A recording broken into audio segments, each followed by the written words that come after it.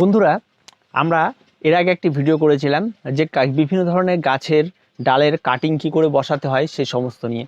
তো সেই সমস্ত ডালগুলিতে কাটিং যখন সম্পূর্ণ হয়ে যায় তো সেখানেই কিন্তু শেষ নয়। আমি যে সমস্ত ডালগুলি বসিয়েছিলাম প্রত্যেকটা ডালে কিন্তু কাটিং অলরেডি ফাইনালি হয়ে গেছে। এবার এই গাছগুলিকে আমরা কি করব? এই গাছগুলিকে কিন্তু আমরা অনেক সময় দেখি যে এই কাটিং হয়ে যাওয়ার পরে এদেরকে তুলে নেওয়ার পর যখন অন্য জায়গায় লাগানো হচ্ছে তখন সেই গাছগুলি কিন্তু প্রত্যেকটা গাছ মারা যাচ্ছে। তো বন্ধুরা, আজকে ভিডিওতে আমরা আপনাদের দেখাবো যে কি করে এই সে কাটিং সম্পূর্ণ হয়ে যাওয়ার পর গাছগুলিকে প্রথম অবস্থায় আপনারা কিভাবে এই গাছগুলিকে লাগাবেন এবং কি কি ভুলগুলি করা হয় যার জন্য গাছ অনেকগুলি নষ্ট হয়ে যায়। এবং বিশেষ করে আমি এখানে যেহেতু আমার বগনভিলিয়া নেই তাহলে আমি সেটাকে দেখাতে পারতাম।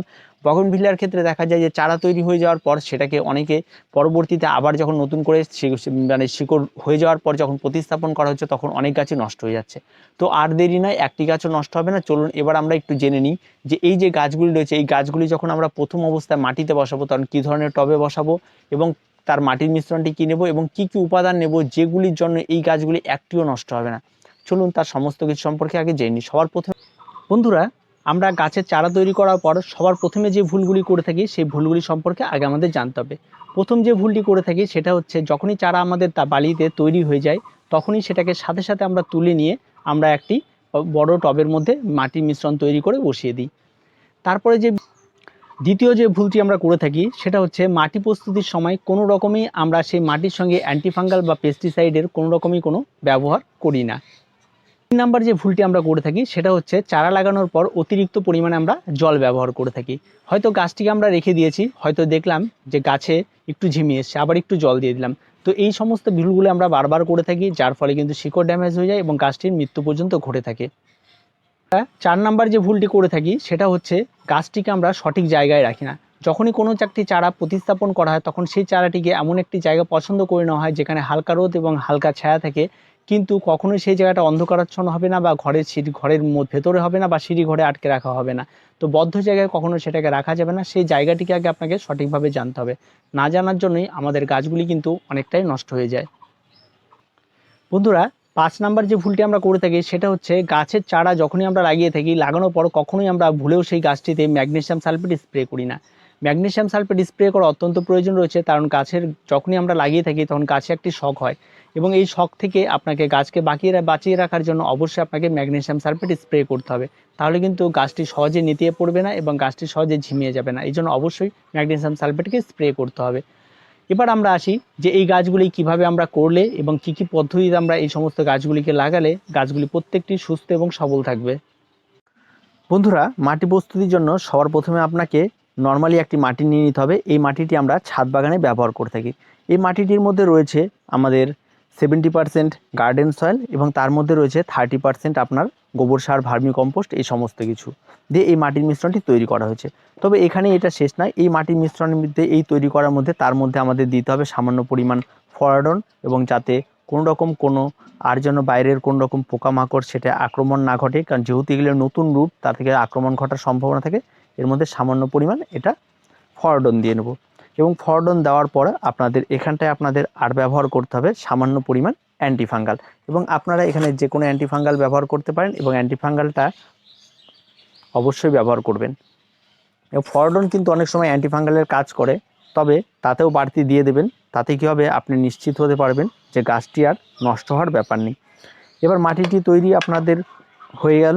এবার এই মাটিটি কিন্তু আপনাদেরকে যদি পারেন 2-1 দিন রেখে দেন তাহলে খুব ভালো। আর মাটিটি অবশ্যই কিন্তু আপনাদের এরকম ঝুরঝুরে মাটি নিতে হবে, একবার কাদা মাটি নিলে কিন্তু হবে না। এবার আপনাদের কি করতে হবে, এই মাটিটি যখন তৈরি হয়ে গেল আপনাদের ঠিক এই সাইজের কিছু পট নিতে হবে এবং আপনার এই সাইজের পটগুলি কিনতে পাবেন খুবই সহজ দাম, 5 টাকা করে দাম নেয়। এবার বা আপনারা যদি কেউ পলিব্যাগ চান পলিব্যাগে আপনারা ব্যবহার করতে পারেন, বা আপনার বাড়িতে ফেলে দেওয়া বিভিন্ন ধরনের কন্টেনার যেমন জলের বোতল রয়েছে সে সমস্ত কিছু হলো অবশ্যই নিচের দিকে ড্রেনেজটা একটু বেশি করবেন, যেহেতু চারা গাছ তেমন জলটা স্টে না করে সেই জন্য ড্রেনেজটা একটু বেশি করবেন। এবার আপনারা এগুলির মধ্যে মাটি ভর্তি করে দিন, ভর্তি করে দিয়ে এবার চারা গাছগুলিকে বসিয়ে দেওয়ার চেষ্টা করুন। এবার চলুন আমরা একটু দেখেই নিই, আপনাদের দেখিয়ে দিই। এবার আমরা এটাকে ভর্তি করে নিচ্ছি এবং সম্পূর্ণ ভর্তি করবেন না, অল্প ভর্তি করার পর আপনাদেরকে চারা গাছগুলিকে তুলতে হবে। আমি এটাকেই তুলি সবার প্রথমে, তবে ভাই টেনের তুলার থেকে আগলা করে নিয়ে তুলবেন, তাহলে রুটগুলি ভালো থাকে। তো দেখুন রুট কিন্তু পুরোপুরিভাবে হয়ে গেছে এবং এই যে দেখুন রুট সম্পূর্ণরূপে কমপ্লিট এবং এটা অনেক দিন আগেই হয়েছে রুটগুলি, এবং আরও আগে করলে ভালো হতো। এবার আমরা সাইড দিয়ে এটাকে মাটি দিয়ে দেব।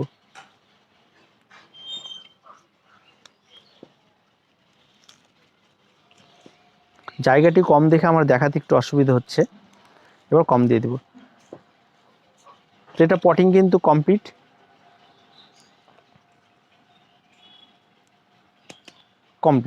এবার আমরা আমাদেরকে এটাকে রেখে দিতে হবে। আমি আরেকটি পট নিচ্ছি, আরেকটি পট নিয়ে এখানে করছি, আরও আরেকটি গাছ করি।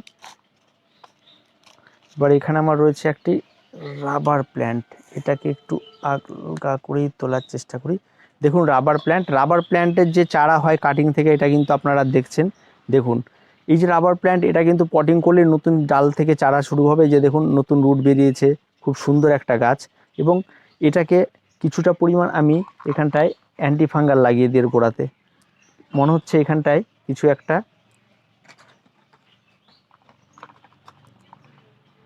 যদি কোনো রকম কোনো ফাঙ্গালে অ্যাট্রাক্টেড হয়ে থাকে, তাহলে অবশ্যই সেই জায়গাটি থেকে কিন্তু রিকভার হয়। যেহেতু খুবই সেনসিটিভ গাছ, সেজন্য এটাকে এখানটা একটু অ্যান্টিফাঙ্গাল দিয়ে দিচ্ছি। এবার এটাকেও ঠিক একই রকমভাবে গাছটিকে আপনাদের বসিয়ে দিতে হবে, বসিয়ে দিয়ে জল দিয়ে দিতে হবে।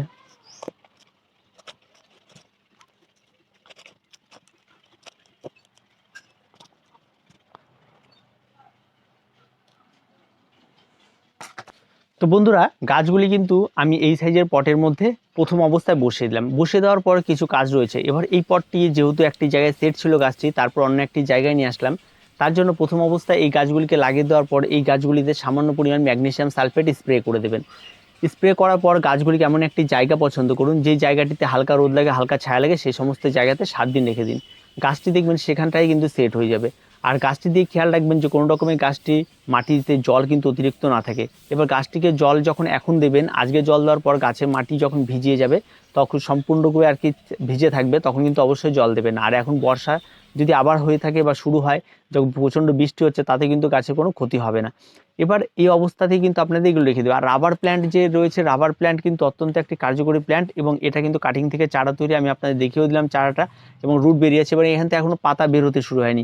এই রুটটি যখন এখানটা মাটিতে যাওয়া শুরু হবে, তখন আস্তে আস্তে আস্তে আস্তে পাতাগুলি ছাড়তে শুরু হবে, এবং ধীরে ধীরে ধীরে ধীরে এ কিন্তু আবার একটা নতুন একটা জায়গায় পরিণত হবে। তো খুব সহজ একটি গাছ, এবং যেটি খুব উপকারী রাবার প্ল্যান্ট। আপনারা যারা যারা এখনও করেননি চারা, তারা খুব তাড়াতাড়ি রাবার প্ল্যান্টের এভাবে চারা তৈরি করে নিন। এবার জল দেওয়ার পর কিন্তু গাছগুলিকে রেখে দিতে হবে। আর 7 দিন পর অবশ্যই গাছে আরেকবার অ্যান্টিফাঙ্গাল স্প্রে করে দেবেন, এবং তারপর 7 দিন পর আপনারা এটাকে রোদে দেবেন। দেখবেন যখন আপনারা রোদে দেবেন, মানে কেমন রোদে দেবেন, যে হালকা রোদ হালকা ছায়া এরকম জায়গায় রাখার পরে, একটা পুরোপুরি কড়া রোদ যে 6-7 ঘন্টা লাগছে এরকম না, খোলামেলা একটা জায়গায় রাখুন সকালবেলা, এবং গাছগুলিকে আস্তে আস্তে আস্তে আস্তে সেট হতে দিন। তারপর একটু ছায়াতে আনলেন, একটু রোদে রাখলেন, এভাবে একটু সেট হতে সময় দিন। এবং যখন এরা পুরোপুরিভাবে সেট হয়ে যাবে, তখন এই টবগুলির মধ্যে এরা সম্পূর্ণরূপে একটা চারায় পরিণত হয়ে যাবে। তখন নিচের দিকে খেয়াল করলে দেখবেন যে এদিক দিয়ে হালকা হালকা রুট দেখা যাবে, এবং যখন এই রুটগুলি দেখা যাবে, তখন ভাববেন যে আপনার গাছটি অলরেডি মাটিতে ধরে নিয়েছে। তারপর আপনারা এটাকে ফাইনাল পটিংয়ের জন্য রেডি করতে পারেন, বা আপনারা যদি আরও কিছুদিন রাখতে চান তবে রাখতে পারেন।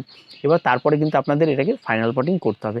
তো আপনারা এভাবে কিন্তু এইভাবে চারাগুলি তৈরি করতে পারেন। খুব সহজ একটা পদ্ধতি, এবং এর চারা করা এমন কোনো কঠিন কাজ নয়, খুবই সহজ একটি কাজ। এর আগে আমি দেখিয়েও দিয়েছি। এবং চারা তৈরি করার পর এভাবে যদি আপনারা প্রতিস্থাপন করেন, তাহলে আপনাদের একটিও চারা মরবে না, এবং চারা হওয়ার পর শিকড়গুলিও নষ্ট হবে না, কোনো কিছু নষ্ট হবে না, এবং প্রত্যেকটা গাছ সুস্থ সবল থাকবে, এবং পরবর্তীতে আপনাদের এই গাছগুলি এখান থেকে বেড়ে উঠে এবং আপনাদেরকে আরও আনন্দদায়ক একটা পরিবেশ দেবে। তো আর কিছু বলার ছিল না।